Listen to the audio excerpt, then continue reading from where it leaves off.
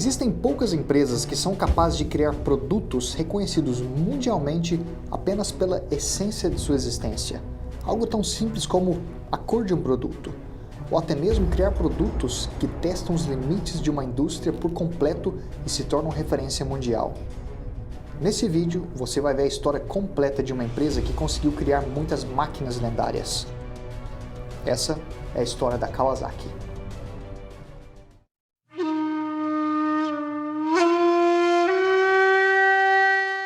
Um ponto crucial para entender a história de qualquer empresa é entender as dificuldades que o fundador da empresa teve que passar, que nesse caso foi o Sr.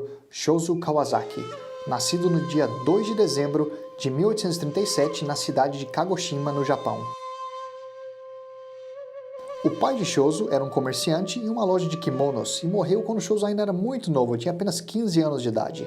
2 anos mais tarde, quando Shozo já tinha 17 anos, ele acabou seguindo os passos de seu pai e também se tornando um comerciante. Ele foi trabalhar na cidade de Nagasaki, que naquela época era a única cidade do Japão com comércio aberto ao mundo ocidental. Com 27 anos de idade, olha só quanto tempo já se passou aqui, já se foram mais 10 anos, o jovem Shozo Kawasaki se aventurou abrindo a sua própria loja na cidade de Osaka. Infelizmente, a sua empresa acabou falindo, já que em diversas ocasiões, navios transportando as suas mercadorias afundaram, causando grandes perdas financeiras para ele. Em 1869, Shozo Kawasaki começou então a trabalhar para uma empresa que comercializava açúcar entre o Japão e as ilhas Ryukyu. Poucos anos mais tarde, isso foi em 1873, olha só o que acontece. O ministro de Finanças do Japão contratou Shozo Kawasaki para que ele estabelecesse uma rota marítima entre o Japão e as ilhas Ryukyu. Tendo sucedido nesse trabalho, um ano mais tarde, isso foi em 1874, o Sr. Kawasaki foi indicado como vice-presidente da empresa postal marítimas de barcos a vapor do Japão. Com sua experiência e tendo passado por vários acidentes marítimos, Shozo Kawasaki desenvolveu uma grande confiança em barcos que não eram feitos no Japão. Ele preferia barcos que eram feitos no mundo ocidental pelo fato de eles serem mais espaçosos, estáveis e rápidos. Isso criou um interesse em Kawasaki pela construção de barcos e, por consequência, e como vamos dizer também uma ajudinha do vice-ministro de Finanças do Japão daquela época, Kawasaki fundou sua primeira empresa, que ele deu o nome de Estaleiro Kawasaki de Tsukuji. Isso foi no ano de 1878. Esse foi o primeiro passo do Shozo Kawasaki, agora que já tinha 40 anos de idade, para criar a empresa Kawasaki que você conhece. Mas ainda tem muita coisa para acontecer antes da gente chegar nesse ponto.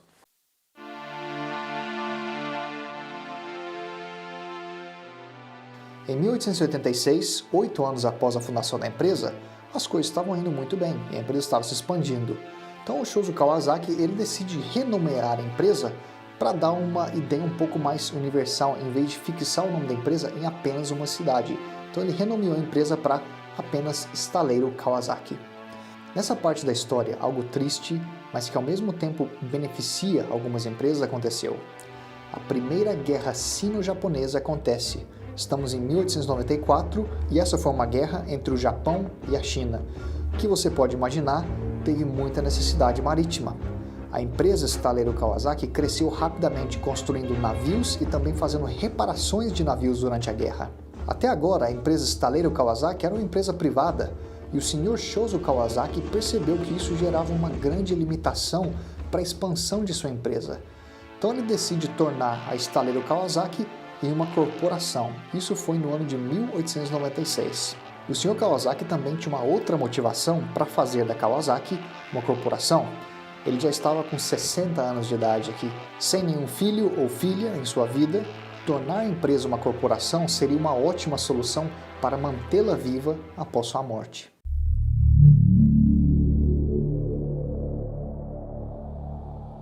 Agora eu tenho que introduzir a um outro personagem muito importante na história da Kawasaki. Kojiro Matsukata, o homem que trabalhou como secretário do primeiro-ministro do Japão e acabou sendo apontado para ser o primeiro presidente da recém-fundada corporação Kawasaki. Isso já foi direto em 1896, juntamente com a fundação da corporação. Agora que eu me pergunto se uma empresa que se beneficiou durante a guerra e o fato do Kojiro Matsukata ter sido secretário do primeiro-ministro do Japão, tiveram alguma influência para que ele se tornasse o presidente da empresa estaleiro Kawasaki. De qualquer maneira, Kojiro Matsukata era um homem muito bom em seu trabalho e ele manteve a posição de diretor por 32 anos consecutivos. Durante esse período, o estaleiro Kawasaki expandiu drasticamente seu portfólio de produtos e divisões da empresa. Aqui estão apenas alguns marcos históricos da empresa estaleiro Kawasaki para que você veja. Construção do primeiro navio de cargo da corporação Kawasaki. Construção da primeira doca seca do Japão.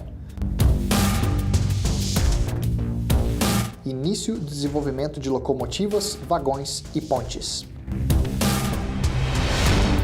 Construção de 2 submarinos para o exército japonês.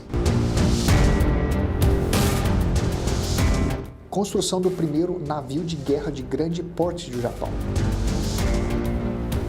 Talvez você esteja se perguntando, tudo certo, mas onde é que está o fundador da empresa? Onde está o Sr. Shozo Kawasaki?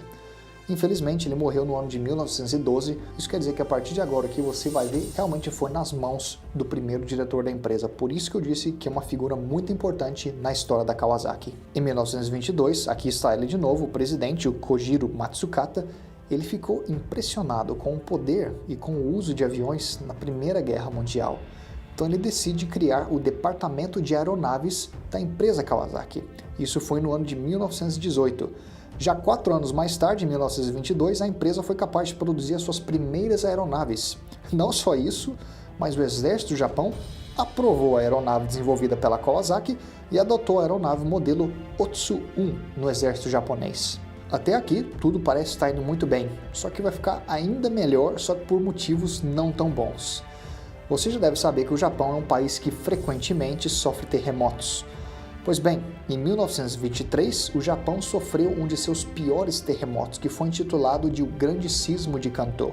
E a Kawasaki, apesar de também ter sofrido com esse terremoto, foi uma oportunidade. Lembra que eu mencionei que a Kawasaki começou a construir pontes? Pois bem, após esse terremoto, teve uma oportunidade para a Kawasaki para construir e reconstruir várias pontes durante esse período. Aqui estão apenas alguns exemplos para que te dê uma ideia.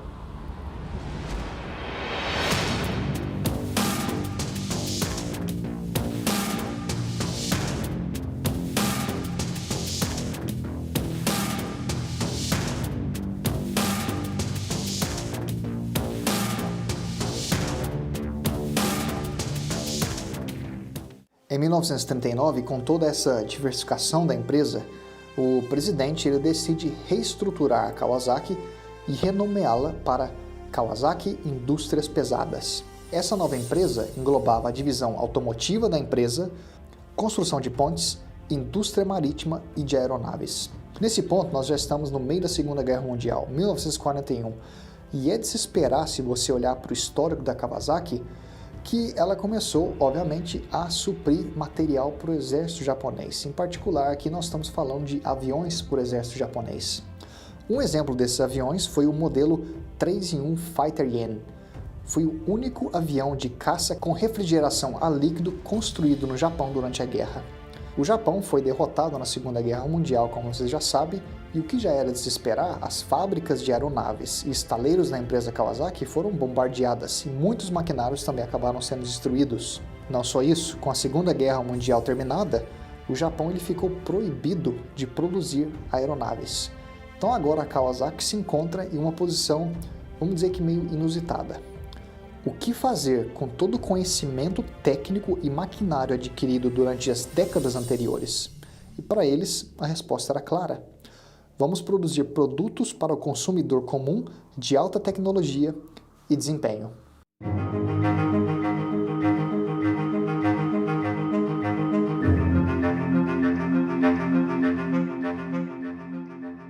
Em 1949, em uma economia pós-guerra, a Kawasaki começa a desenvolver seu primeiro motor para acoplamento em motocicletas.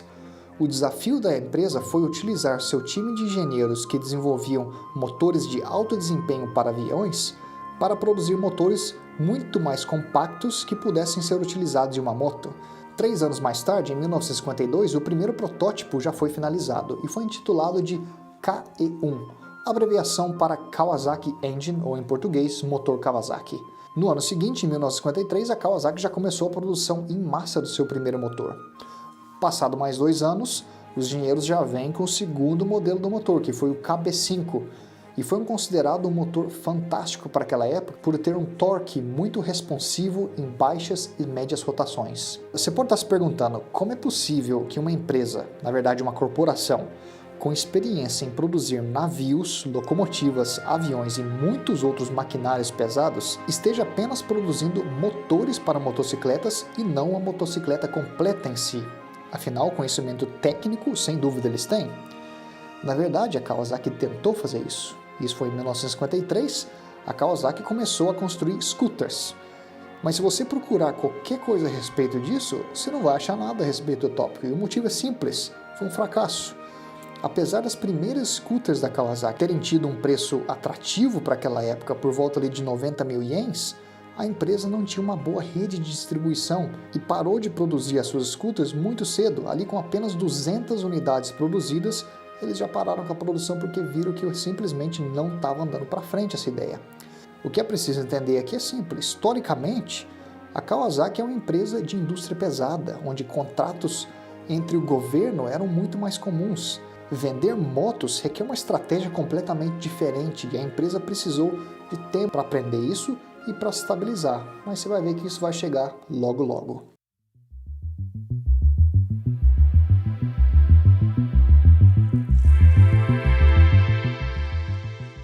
Então, finalmente, em julho de 1954, a Kawasaki decide entrar oficialmente no mercado de motociclismo. E muito em breve, em 1955, eles já tinham seu primeiro modelo de 125 cilindradas que eles deram o nome de Meihatsu. Lembrando que durante esse tempo, em paralelo, a empresa continuava a produzir apenas os motores também para quem quisesse comprar. 4 anos mais tarde, estamos aqui em 1959, a empresa Kawasaki estava já satisfeita com o que estava acontecendo com o motociclismo. Realmente eles conseguiram ver que os resultados estavam vindo. Então eles decidiram construir uma fábrica dedicada apenas para a produção em massa de motocicletas. O local escolhido para a nova fábrica foi em Akashi, e a construção começou em janeiro de 1960. No mesmo ano, em outubro, a Kawasaki já estava produzindo seu novo modelo de 125 cilindradas, a Kawasaki New Ace. E logo em breve, a empresa recomeça com scooters com o modelo Kawasaki PET. Em 1960, a empresa Kawasaki produziu 5.400 motocicletas. Já no ano seguinte, o número cresceu substancialmente para 17 mil unidades. Olha só como que realmente estava andando para frente essa ideia deles. Hoje, quando nós falamos de motos japonesas, tem 4 empresas que realmente vêm em mente. Nós temos a Honda, a Yamaha, a Kawasaki e a Suzuki. Mas você já ouviu falar da empresa Meguro Manufacturing? Pois bem, essa foi em fato uma das primeiras empresas de motos do Japão, que infelizmente desapareceu do mercado. Ou vamos dizer isso melhor, ela foi absorvida. Agora você imagina quem que absorveu essa empresa? A Kawasaki. A empresa Meguro naquela época era uma das montadoras de motos mais antigas do Japão e tinha vários modelos com forte influência de design inglês. Mas com uma competição acirrada, a Meguro ficou forçada a aceitar uma parceria com a Kawasaki. Só que tem um porém, a Kawasaki ela era sem dúvida muito mais dominante no quesito financeiro, tinha muito mais capital do que a empresa Meguro. Essa parceria funcionou muito bem para a Kawasaki, só que não funcionou muito bem para a Meguro, porque o que aconteceu? Assim que a Kawasaki aprendeu o que precisava aprender sobre motos com a Meguro, aí ficou simples para absorver a empresa, quer dizer, eu tenho dinheiro, eu tenho conhecimento, o que sobrou para a Meguro? Praticamente nada. Então a Kawasaki absorveu a empresa Meguro e virou parte de uma lenda agora. Só que fazendo tudo isso ainda não era suficiente para realmente garantir que a empresa Kawasaki, na parte de motocicletas, ia ter sucesso. Um outro ponto essencial que a Kawasaki tinha que entender é que para realmente ser levada a sério, a empresa precisaria produzir motos capazes de vencer competições.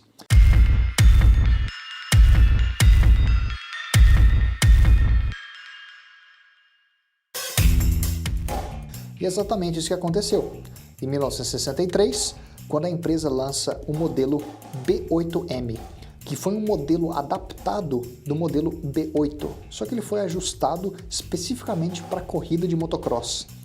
Uma prova dessa escolha foi o posicionamento do escapamento da B8M, era aquele escapamento caracol que saía para cima em vez de sair por baixo da moto. A ideia funcionou, e no campeonato de motocross da prefeitura de Hyogo, os pilotos da Kawasaki conseguiram garantir as 6 primeiras posições. Imediatamente, a mídia aclamou a Kawasaki e apelidou a B8M de a Fúria de Tanque Vermelho. Em 1968, a Kawasaki colocou 2 times de engenheiro para competirem entre si dentro da empresa. O primeiro time de engenheiros da Kawasaki desenvolveu uma moto bem comum para aquela época, 2 cilindros. Mas o segundo time, eles tomaram uma direção um pouco mais radical. Eles construíram uma moto de 500 cilindradas, 3 cilindros e motor de 2 tempos. Você tem que lembrar que nós estamos falando de 1968, uma moto de 500 cilindradas com 3 cilindros e 2 tempos era uma coisa diferente para aquela época. Na verdade, até hoje vai ser muito raro você encontrar uma moto com esse tipo de característica. Agora a gente tem que parar tudo para que realmente você entenda o que tudo isso quer dizer. Se você é da geração mais nova de motociclistas e nunca ouviu falar de motores 2 tempos, talvez você nem se impressione e fale, tá, mas o que isso quer dizer? Mas se você já andou de moto 2 tempos e conhece algumas lendas, e eu vou citar alguma dessas lendas que fizeram bastante sucesso no Brasil, só para gente se posicionar. A Yamaha DT200 ou a DT200R, ou a Viúva Negra Yamaha RD350. Aí sim, se você conhece essas motos, você sabe como que elas são potentes, é uma porrada de poder que entrega de uma vez só.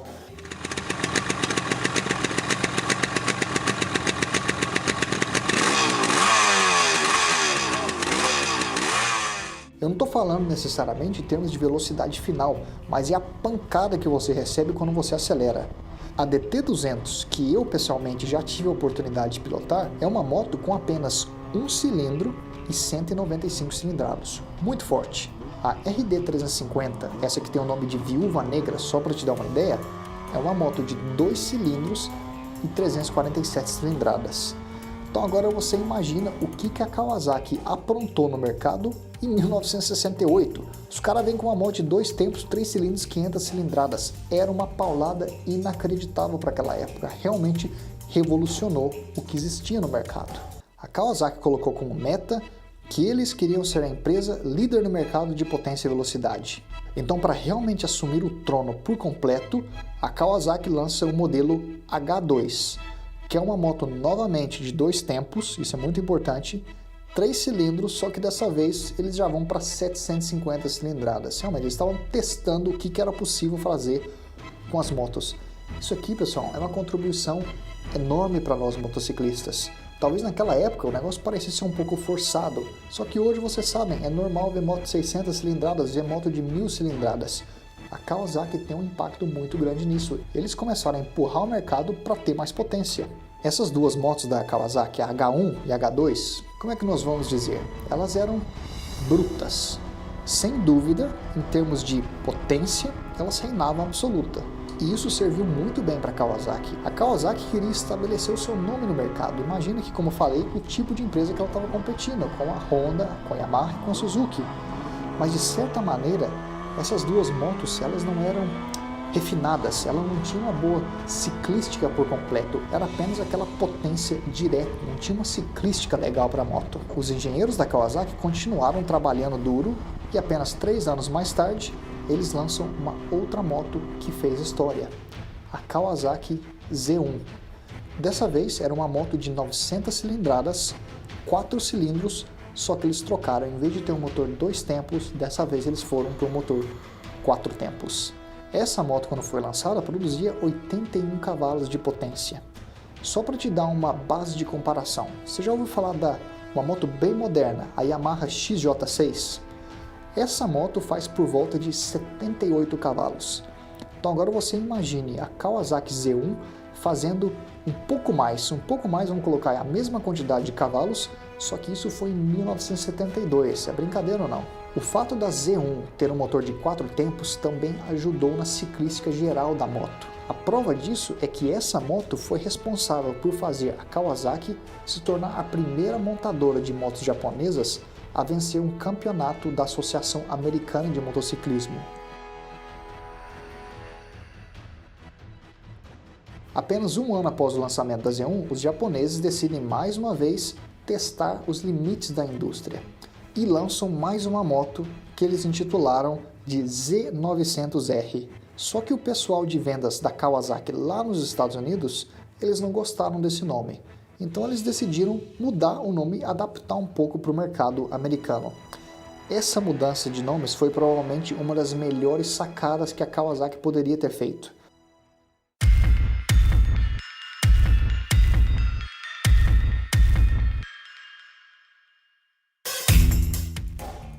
Aqui, a Kawasaki Ninja foi criada. Para se destacar ainda mais entre outras motocicletas, a Kawasaki adota a cor verde-limão como cor principal para suas motos. Essa cor não era só uma cor completamente diferente do mercado, mas a Kawasaki também utilizou a cor para enviar uma mensagem para todo mundo. No final dos anos 60, a cor verde simbolizava azar entre pilotos de motos. O que a Kawasaki queria fazer aqui é mandar uma mensagem que para eles não existia superstição e sim engenharia. A primeira geração da Kawasaki Ninja produzia 115 cavalos e novamente eu vou te dar aqui uma ideia para comparação. Se você já ouviu falar do modelo Honda Hornet, que também é bem popular no Brasil, esse modelo de 2008, essa moto gera por volta de 102 cavalos. Então aqui você vê, a Kawasaki Ninja já fazia mais cavalos de potência do que a Hornet, só que não se esqueça, nós estamos falando de uma moto que foi criada há mais de 30 anos atrás. Hoje, até mesmo as pessoas mais leigas sobre motociclismo sabem que existe uma tal de moto verde e a famosa moto Ninja. Talvez as pessoas não saibam dos detalhes por trás dessas motos, só que o que nós não podemos negar é que a Kawasaki nesse momento conseguiu se estabelecer no mercado. Essa moto verde, a Kawasaki Ninja, são termos para referência mundial. A partir desse ponto, é um recorde após o outro em termos de potência na indústria do motociclismo. Em 1990, introduziu a ZX-11. Essa foi a primeira motocicleta a utilizar um motor com tecnologia de admissão Ram Air, que numa tradução, vamos dizer, aproximada seria como admissão por ar forçado. Em prática, a ideia é simples. Quanto mais rápido a moto é pilotada, com mais força e velocidade, o ar é puxado para dentro do motor. Em outras palavras, a moto produz mais cavalos de potência à medida que a velocidade aumenta. A ZX-11 produz estrondosos 160 cavalos de potência. Vamos aqui mais alguns anos para frente, em 2006, e a Kawasaki faz a mesma coisa de novo, ZX-14. Para simplificar tudo isso aqui, essa moto foi um monstro com 1.400 cilindradas. Isso aqui é um motor que é maior do que muitos carros. E para fechar a nossa lista de motos absurdas, a Kawasaki lança em 2015 a Ninja H2. E essa é uma moto que faz 310 cavalos de potência. Oh my God! Jesus Christ! Come on, James, make it sing for us.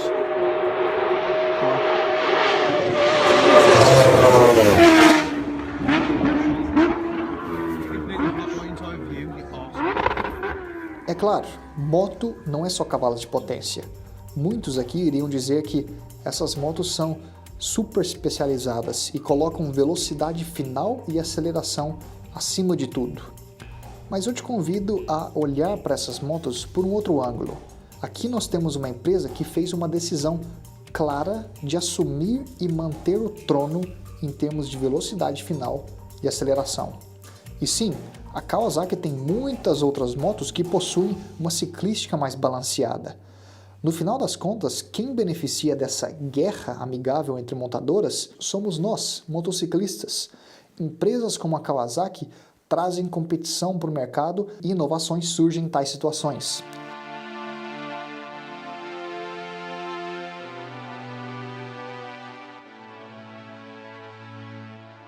Hoje, a Kawasaki continua com uma seleção enorme de produtos: navios, submarinos, estruturas em alto mar, locomotivas, vagões, aviões, helicópteros, componentes para exploração espacial, motores de caça, equipamentos marinhos, construção de fábricas, construção de pontes, motocicletas, jet skis, maquinários de precisão e robôs para a produção. Nós estamos chegando no final desse vídeo e espero que agora você saiba um pouco mais sobre a história da Kawasaki. uma empresa que utilizou seus conhecimentos em desenvolvimento de grandes motores marítimos e aeronaves para desafiar a indústria de duas rodas. E se você gostou desse vídeo, eu recomendo muito que você assista aos vídeos aqui no canal relatando a história de outras montadoras de motos. Basta clicar aqui na descrição do vídeo. Se você ainda não é inscrito aqui no canal, recomendo que você se inscreva e ative o sininho de notificações. E finalmente, deixe o seu like e compartilhe, pois assim que esse vídeo bater 50 mil curtidas, eu vou cobrir a história de uma outra montadora que você escolherem. É isso, pessoal. Nos vemos em breve.